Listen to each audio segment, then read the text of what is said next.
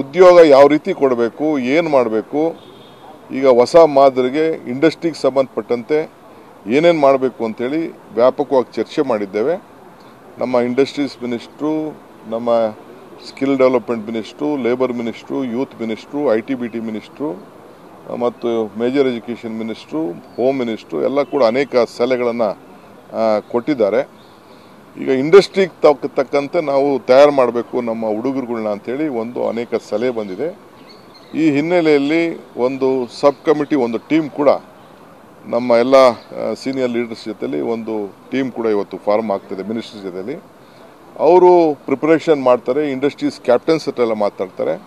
ಅದಾದಮೇಲೆ ಮುಖ್ಯಮಂತ್ರಿಗಳು ನಾವು ಅವ್ರ ಹತ್ರ ಎಲ್ಲ ಮಾತಾಡಿ ಫಸ್ಟು ಪ್ರಾರಂಭ ಬ್ಯಾಂಗ್ಳೂರಿನಲ್ಲಿ ಒಂದು ದೊಡ್ಡ ಬೃಹತ್ವಾದಂಥ ಒಂದು ಉದ್ಯೋಗ ಮೇಳವನ್ನು ಒಂದು ಹೊಸ ರೂಪ ಕೊಟ್ಬಿಟ್ಟು ಅದಕ್ಕೆ ಒಂದು ತಯಾರು ಮಾಡಲಿಕ್ಕೆ ಒಂದು ಕಾರ್ಯಕ್ರಮವನ್ನು ರೂಪಿಸ್ತಾ ಇದ್ದೀವಿ. ಈ ಹಿನ್ನೆಲೆಯಲ್ಲಿ ನಾವೆಲ್ಲ ಚರ್ಚೆ ಮಾಡ್ತಾ ಇದ್ದೀವಿ.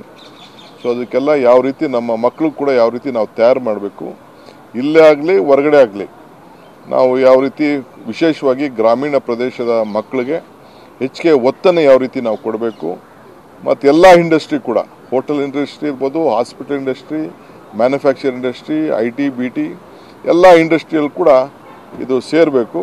ಆದಷ್ಟು ಗ್ರಾಮೀಣ ಪ್ರದೇಶದ ಮಕ್ಕಳಿಗೆ, ನಮ್ಮ ಕನ್ನಡಿಗರಿಗೆ ಅನುಕೂಲ ಆಗಬೇಕು ಅನ್ನೋ ದೃಷ್ಟಿಯಿಂದ ಸ್ಕಿಲ್ ಕೂಡ ನಾವು ಆತಿಥ್ಯವನ್ನು ಕೊಡಬೇಕು ಅನ್ನೋದು ಕೂಡ ವ್ಯಾಪಕವಾಗಿ ಚರ್ಚೆಯಾಗಿ ಸಲಹೆ ಬಂದಿದೆ. ಸದ್ಯದಲ್ಲೇ ಅದು ರೂಪುರೇಷೆಗಳನ್ನು ತಮಗೆ ನಾವು ತಿಳಿಸ್ತೇವೆ.